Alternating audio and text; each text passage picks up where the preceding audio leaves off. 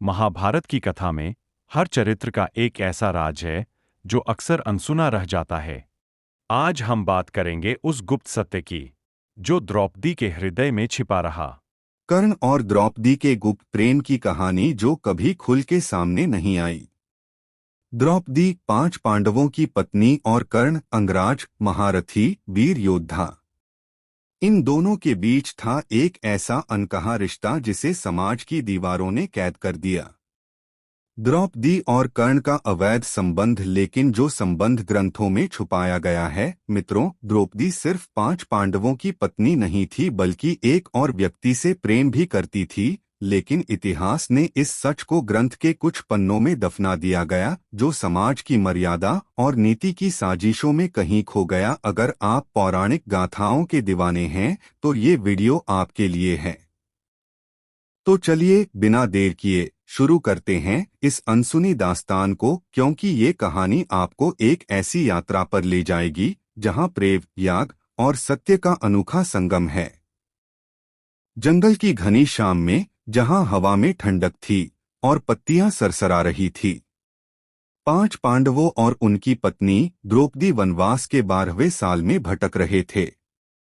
चारों ओर सन्नाटा और दूर कहीं जंगली जानवरों की हल्की सी आवाजें। द्रौपदी अपने 5 पतियों युधिष्ठिर, भीम, अर्जुन, नकुल और सहदेव के साथ चल रही थी।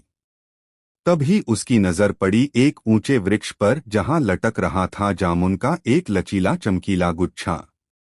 वो जामुन इतने रसीले, इतने पके हुए थे कि उनका बैंगनी रंग मानो द्रौपदी को पुकार रहा था।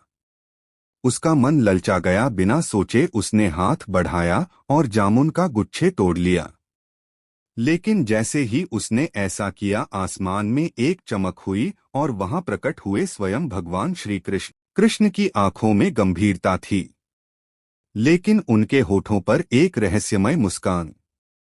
उन्होंने द्रौपदी को टोका, पांचाली रुक जाओ। ये कोई साधारण जामुन नहीं, ये एक साधु की 12 साल की कठोर तपस्या का फल है। आज वो इसे खाकर अपना व्रत तोड़ने वाले थे, लेकिन तुमने इसे तोड़ लिया। अब तुम्हें साधु के श्राप का सामना करना पड़ सकता है। द्रौपदी घबरा गई। उसके हाथ कांपने लगे और जामुन का गुच्छा थरथराने लगा। वो कृष्ण के सामने गिड़गिड़ाकर बोली, हे माधव, मुझे बचाइए। क्या कोई रास्ता है? भगवंत बोले, पांचाली, एक उपाय है। इस वृक्ष के नीचे बैठो और अपने जीवन का वो सबसे बड़ा सच बोलो जो तुमने आज तक सबसे छिपाया। अगर तुम्हारा सच पूरा होगा तो ये जामुन वापस वृक्ष पर लग जाएगा। पांडव एक एक करके आगे आए। युधिष्ठिर, जिनको धर्मराज कहा जाता है, धीमे स्वर में कहा, मैंने हमेशा सत्य का पालन किया, लेकिन कई बार अपने स्वार्थ के लिए असत्य का सहारा लिया। फिर भीम, जो शक्तिशाली अभिव्यक्ति थी, उन्होंने कबूल किया कि मैं सबसे बलशाली हूं, पर अपनी ताकत से कई बार निर्दोषों को भी दुख पहुंचाया है। अर्जुन ने आंखें नीची करके कहा, मैंने अनगिनत युद्ध जीते, लेकिन अहंकार में कभी कभी भाइयों की अवगणना की। नकुल और सहदेव ने भी स्वीकार किया कि उन्होंने बड़े भाइयों की सेवा की, लेकिन मन में अहंकार पाला और ईर्ष्या की। फिर भी जामुन का गुच्छा नहीं लगा। अब बारी थी द्रौपदी की। वो चुप रही, सिर झुकाए, सांसें तेज। कृष्ण ने उसकी ओर देखा और कहा, पांचाली, तुम कुछ छिपा रही हो, सच बोलो। द्रौपदी ने हिम्मत जुटाई, उसकी आंखें नम थी। उसने धीरे से कहा, मेरे 5 पति मेरी 5 इंद्रियों जैसे हैं। वो मेरे जीवन का आधार है। लेकिन मेरे दिल में एक और पुरुष के लिए प्रेम था, जिसे मैंने हमेशा छिपाया। पांडवों की सांसें थम गई, लेकिन जामुन अभी भी नहीं लगे। पांचाली, आधा सच नहीं चलेगा, पूरा सच बोलो।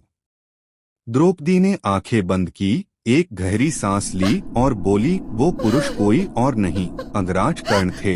विवाह से पहले मेरे हृदय में 5 पांडवों से भी ज्यादा प्रेम कर्ण के लिए था। उनकी धनुर्विद्या, उनका तेज, उनकी आंखों में जलता आत्मविश्वास, सब कुछ मुझे अपनी ओर खींचता था। लेकिन समाज के डर से, उनके सूत पुत्र होने के कारण मैंने उस प्रेम को दिल के कोने में दबा दिया। ये सुनकर पांडव स्तब्ध रह गए। अर्जुन की आंखों में क्रोध चमक उठा। भीम ने मुट्ठियां भींच ली। नकुल और सहदेव के चेहरों पर आश्चर्य था। युधिष्ठिर चुपचाप खड़े थे।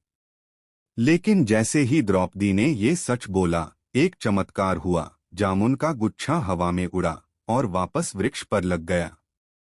कृष्ण मुस्कुराए, जैसे वो ये सब पहले से ही जानते थे। लेकिन ये राज यही नहीं रुका। ये कहानी उस प्रेम की है जो समाज की लज्जा वाली दीवारों में कैद हो गया था। बात उस स्वयंवर की है जब द्रौपदी का विवाह होना था। उस भव्य सभाघर में कर्ण भी मौजूद था। जब उसने धनुष उठाया, उसकी आंखों में एक ऐसी चमक थी जो द्रौपदी के दिल को छू गई। उसकी धनुर्विद्या, उसका आत्मविश्वास, सब कुछ द्रौपदी को मोहित कर गया।